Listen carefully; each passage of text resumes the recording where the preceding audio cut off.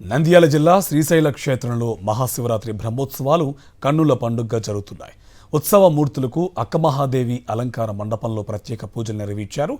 అనంతరం హంస వాహనంపై ప్రధాన వీధుల్లో గ్రామోత్సవం నిర్వహించారు. నాదస్వరం, కోలాటం, చెక్క భజనలు, కేరళ చండీమేళం, ముంబై డోల్దేశ్, అలాగే చిన్నారుల నృత్యాలు ప్రత్యేక ఆకర్షణగా నిలిచాయి. పెద్ద ఎత్తున భక్తులు తరలివచ్చి గ్రామోత్సవంలో పాల్గొన్నారు. స్వామి అమ్మవార్లకు పూజలు చేసి మొక్కులు చెల్లించుకున్నారు.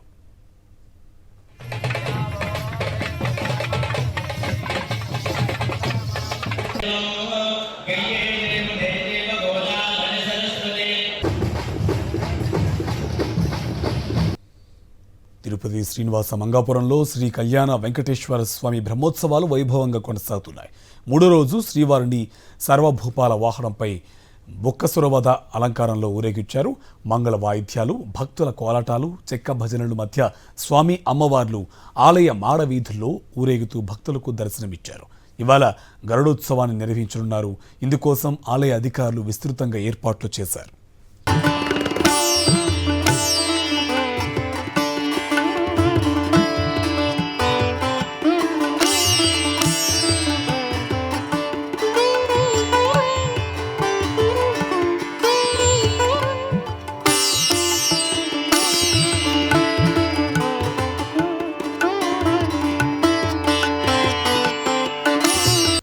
దక్షిణ కాశీగా విరాజిల్లుతున్న శ్రీకాళహస్తిలో మహాశివరాత్రి బ్రహ్మోత్సవాలు ప్రారంభమయ్యాయి. ముందుగా కన్నప్ప కొండపై అర్చకులు ధ్వజారోహణం నిర్వహించారు.